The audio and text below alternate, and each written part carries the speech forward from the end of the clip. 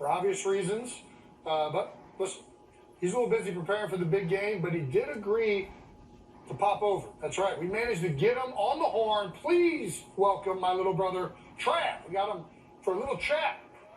There he is.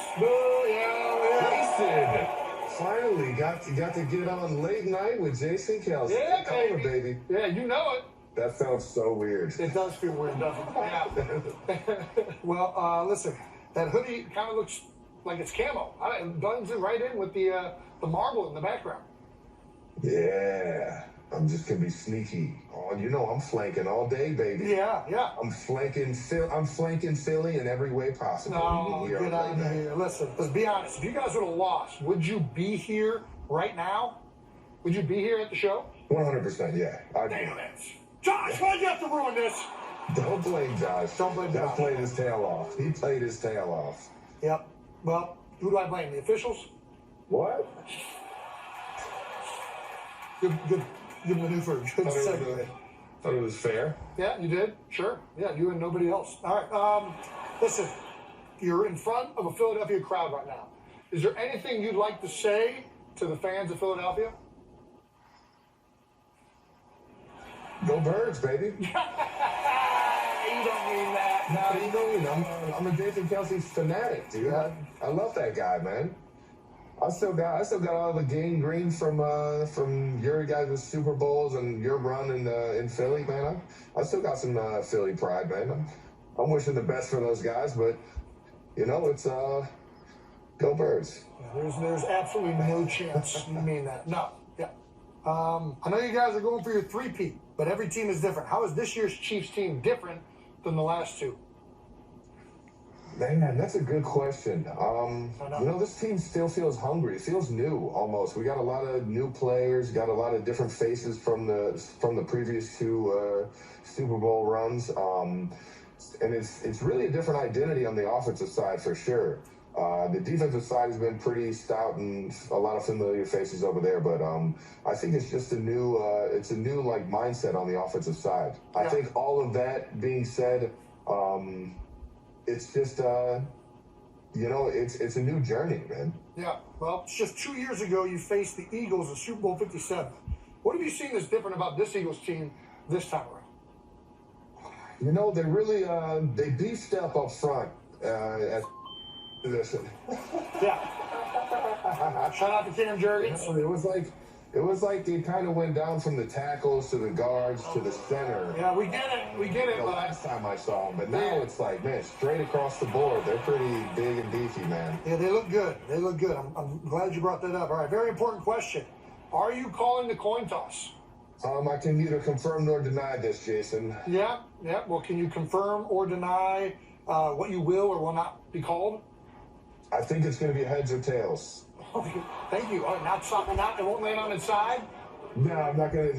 No. I don't think it'll. I mean, possibility. And it's turf, though. It's turf, yeah. Yeah, anything can happen. You never know how those coins land. We're going to go with a fun one here.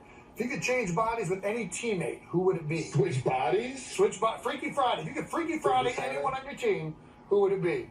This is hilarious, man. Body, too? You're going to make me go that route? I want to know. I want to know you going big or small. I'm going to go the opposite way you're wanting me to go. I'm going to say Creed Humphrey. Creed Humphrey? A guy just confident in his skin and doesn't give a damn. This is bull. There's no way. Just a big, strong man. I wish I had shoulders and arms like that. You kidding me? Yeah, so you're saying you wish you were me, huh? I'm jealous. I want to be able to eat what I want, Jason. Listen, Trav, thanks for coming. We really appreciate it. Everyone here appreciates it. Best of luck, kind of. I'll see you next week, huh? Love you, good guy. Keep killing it, man. Love you too. Appreciate you having me. Travis Kelce, everyone.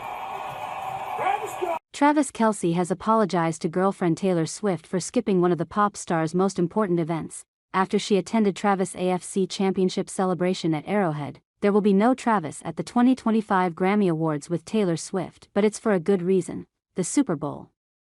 The 35-year-old tight end is unable to be by his girlfriend's side for the show on Sunday, February 2nd, as the Kansas City Chiefs are scheduled to arrive in New Orleans before Swift even takes the red carpet in Los Angeles. The Chiefs, including quarterback Patrick Mahomes, will land at the Louis Armstrong New Orleans International Airport at 4 p.m. on February 2nd, 1 week before they face the Philadelphia Eagles in the 2025 Super Bowl at Caesars Superdome, as part of their preparation for the big game. The So High School singer is nominated in 6 categories, including Song, Album, and Record of the Year. The Recording Academy confirmed Swift's attendance on January 30th and announced she'll be a presenter at the show, which is set to take place at the Crypto.com Arena in Los Angeles.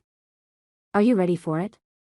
At Taylor Swift 13 is joining us this Sunday as a presenter at the 67th Grammys, the Academy shared on X-Red, adding a tune-in. The Academy is yet to confirm in which category the pop superstar, who has won 14 Grammys through the years, will be presenting. The Chiefs, meanwhile, will begin their 1-week countdown to the big game as Swift joins her peers in the music industry.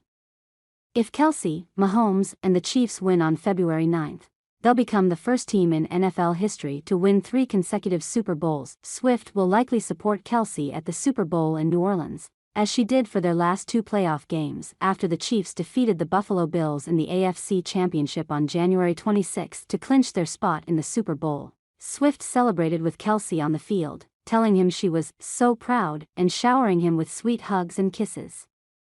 "I love you so much," Swift told her boyfriend, as the couple shared a long hug on the field. "I'm so proud of you, I can't stand it," she continued. The NFL star told Swift to wait for 2 weeks when they compete against the Philadelphia Eagles in Super Bowl 59. New Orleans, Louisiana, baby.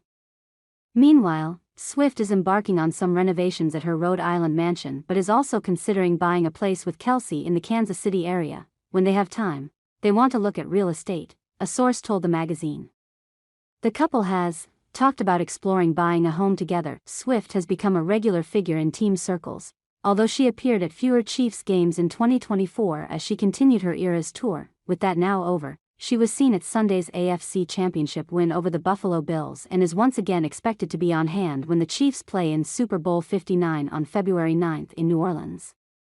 Kelce did already purchase one larger, more private home in 2023, which DailyMail.com revealed in a series of aerial photos.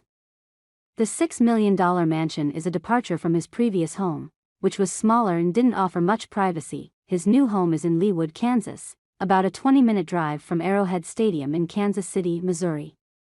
Inside there are 6 bedrooms, 6 baths, and a vast chef's kitchen, not to mention an outdoor swimming pool and 3 acres of land. Unfortunately, Kelce lost $100,000 in jewelry in his first ever Super Bowl jersey after thieves ransacked that home in October of 2024. According to reports at the time, Travis got upset as they stole some important items, including his first Super Bowl jersey. And to have someone get into his private home is something he really got uncomfy about, a source told the U.S. Sun at the time. Taylor wants to make sure her boyfriend can focus as much as possible on his career, and also as a congratulatory gift for Travis's successful season. The mansion that Travis and Taylor are considering is worth nearly $11 million, located on a private hill.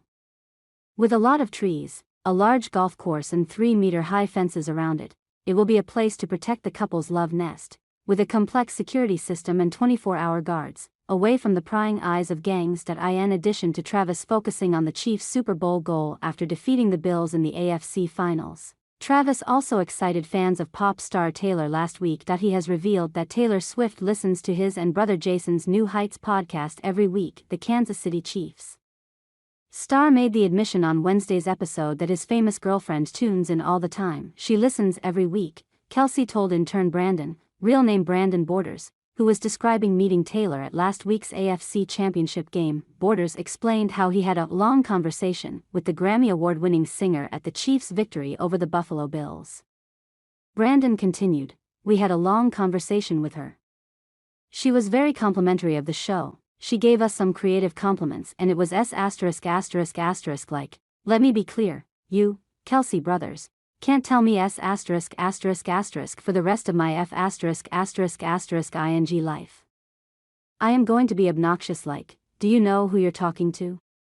I was very appreciative of it and Me and Jake are very lucky we get to **** around with you guys publicly, but there's a lot of people who do a lot of great work on this show, and those compliments are not just for us.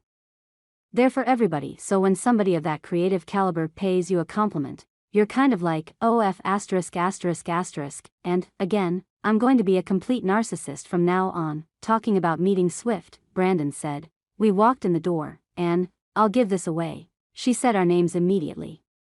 It was like, oh my god. Brandon, Jake, finally. We were floored. She probably read that Jake and I were terrified. She's like, I'm sensing a lot of middle school dance energy from these two. Travis replied, she knows how to break the ice. She does. She's a pro at it. The pop star graced Arrowhead Stadium with her presence once again Sunday as her NFL beau, and the Chiefs punched their ticket to a third straight Super Bowl. The XO High School singer stayed true to the hit inspired by the Chiefs' tight end as she was spotted adorably toasting Kansas City's narrow 32-29 victory over the Buffalo Bills. Footage captured the moment the NFL's golden couple were walking up Arrowhead's tunnel as the anti-hero hitmaker hyped up her triumphant boyfriend. Kelce had been a near-constant support throughout last summer when he attended many international shows of Swift's sold-out Eras tour, and the 14-time Grammy Award winner paid it back in kind with cheerleading of her own Sunday. The songstress was filmed enthusiastically jumping up and down and tapping the three-time Super Bowl winner on the chest in excitement as she gushed over him in celebration. Kelce chuckled at his pop sensation girlfriend's animated congratulations before lovingly tucking her under his arm and placing a kiss on her forehead. Swift, who donned a designer monogrammed Louis Vuitton outfit for the occasion, was one of the first to congratulate her boyfriend, rushing onto the field with his mom Donna.